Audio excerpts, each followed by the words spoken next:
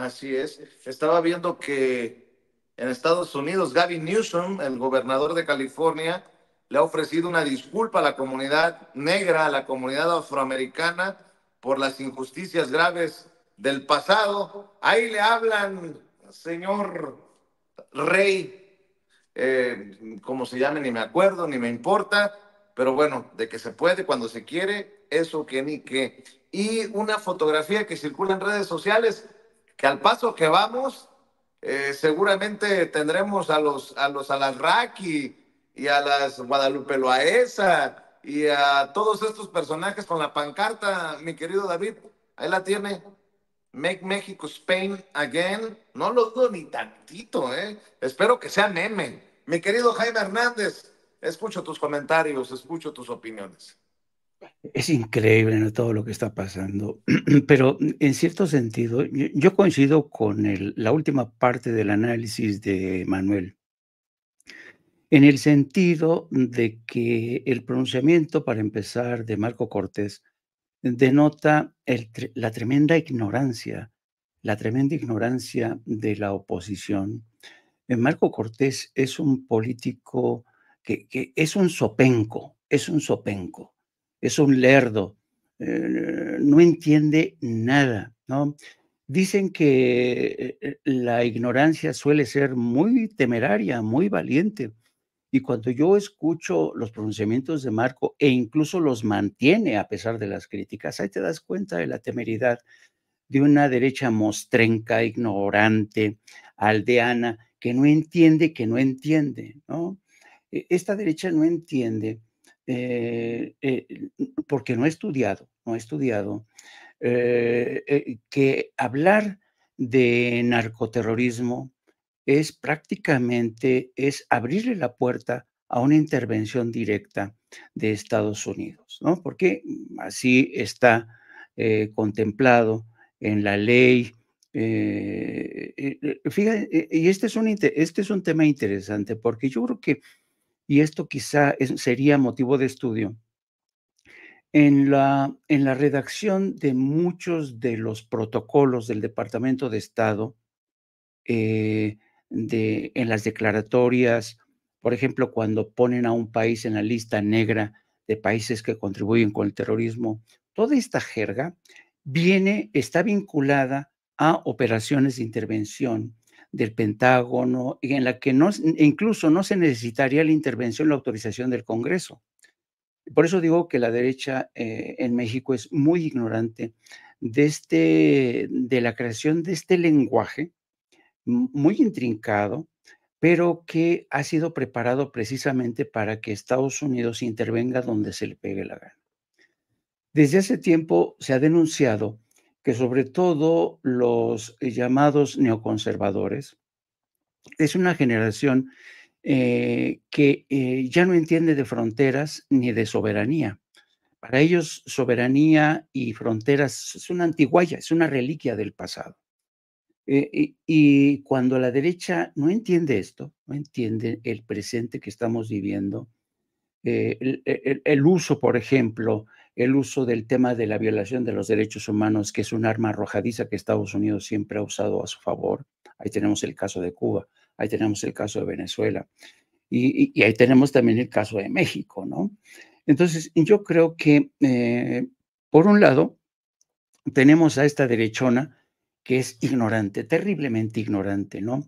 Pero al mismo tiempo, como dice Manuel y como dice Paco, tenemos a una derecha que todavía no entiende, todavía no alcanza a entender este proceso de transformación que ha sacudido conciencias, que ha llegado para a sacudir, no solamente conciencias, sino también a estas instituciones mediáticas, corporativas, judiciales, que encontraron que vivir bajo el ala del neoliberalismo era fantástico. ¿Por qué? Porque los enriquecía a un pequeño grupo, los convertía en personajes que estaban blindados ante cualquier acción judicial, vaya, que se repartieran entre ellos el país bajo el denominado capitalismo de compadres o neoliberalismo, ¿no?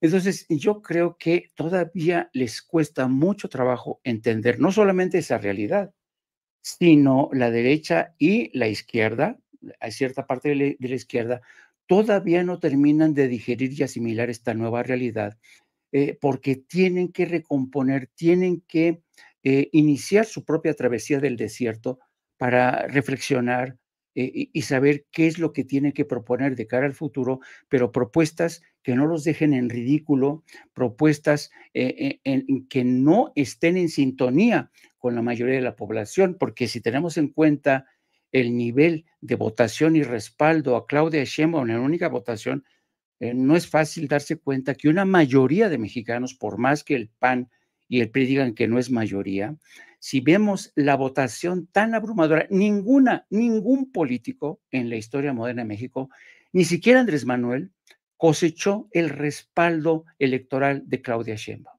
Y esto tendría que ser motivo de reflexión en la derecha.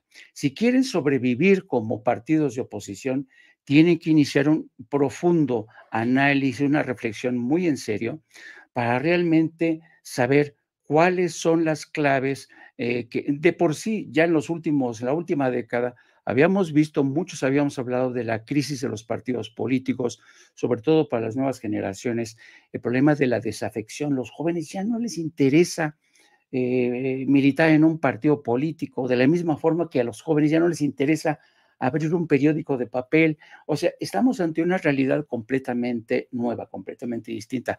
Y si la derecha y personajes como Marquito o Alito Moreno o el señor que amenaza con torpedear la toma de posesión de Claudia Sheinbaum, el señor Guadalupe Acosta Naranjo, no entienden esto, pues van a seguir haciendo el ridículo, lamentablemente. Ahora bien, por lo que toca a España, es muy interesante el fenómeno de lo que ocurre en España. Pues en España, yo creo, ustedes sabrán que yo viví como corresponsal 15 años en España, mis hijos se educaron en España y sé por experiencia propia que en los libros de historia de los niños, de los adolescentes, jamás van a encontrar ustedes la versión histórica real de lo que ocurrió en la conquista de América, la conquista de México. Jamás. Nunca en los libros de historia de los que se nutren los niños en España, bueno, con decirles una cosa más, la historia en España es un tremendo lío, porque, por ejemplo, si ustedes van al País Vasco, los libros de historia de los niños vascos son completamente distintos de los niños de Madrid. Y los niños que viven en Cataluña tienen una narrativa distinta de la que se estudia en Madrid. Por eso vemos que políticos catalanes o de izquierda vinculados al País Vasco entienden perfectamente este desaire de Claudia Sheinbaum. Los madrileños, que dicen son más chulos que una moneda de oro, nunca lo van a entender. ¿Por qué? Porque desde niños mamaron esta historia de que España vino a América, vino a México a civilizarnos.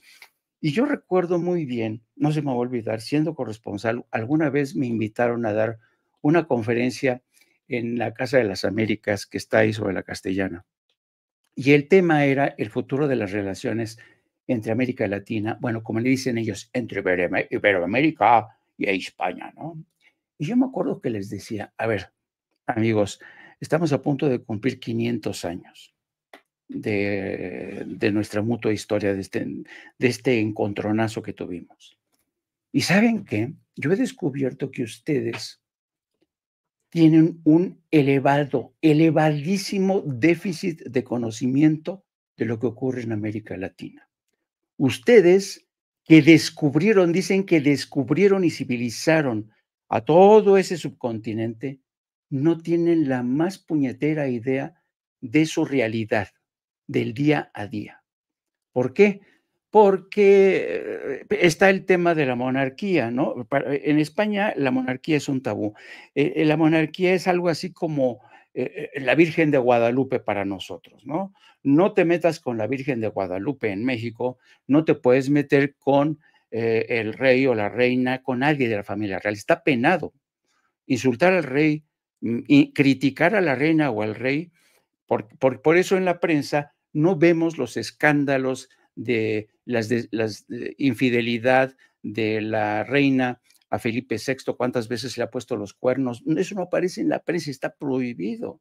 Y antes también estaba prohibido los chanchullos de Juan Carlos, porque Juan Carlos, cada vez que se le invitaba a una toma de posesión en América Latina, porque eso les encanta, lo que hacía Juan Carlos era ir a los actos de toma de posesión, por ejemplo, vamos a Bolivia, vamos a Argentina, ¿no? Lo que hacía el rey Juan Carlos, que llegaba todo ahí, sí, vestido, ¿no? Con su uniforme de gala, una vez que asistía y estaba ahí presente como testigo de excepción de la toma de posesión de los mandatarios en América Latina, acto seguido lo que hacía Juan Carlos era entrevistarse con el nuevo presidente o presidente y decirles, oye, fíjate, qué bueno que llegaste tú al poder. Por cierto, fíjate que tengo un amigo que está muy interesado, por ejemplo, en el caso de México.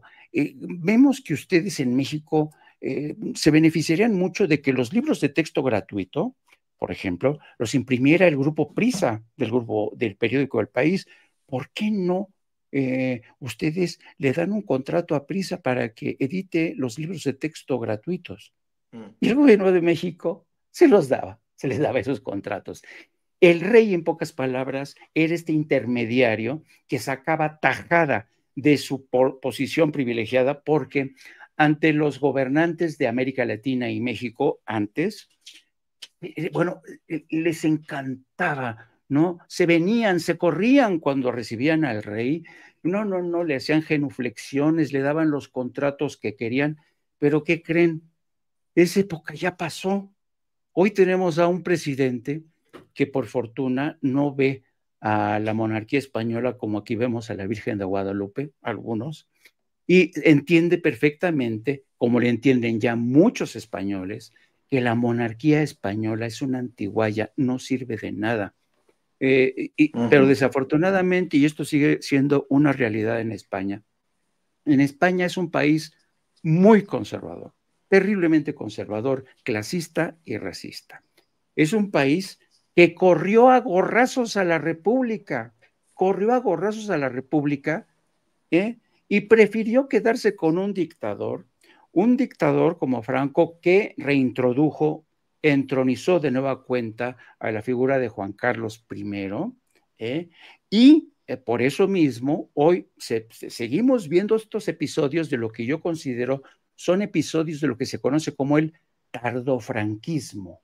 Este ambiente de derechón, conservador, ¿no? Con mentalidad cuadrada de que tienes que respetar a la monarquía, ¿no?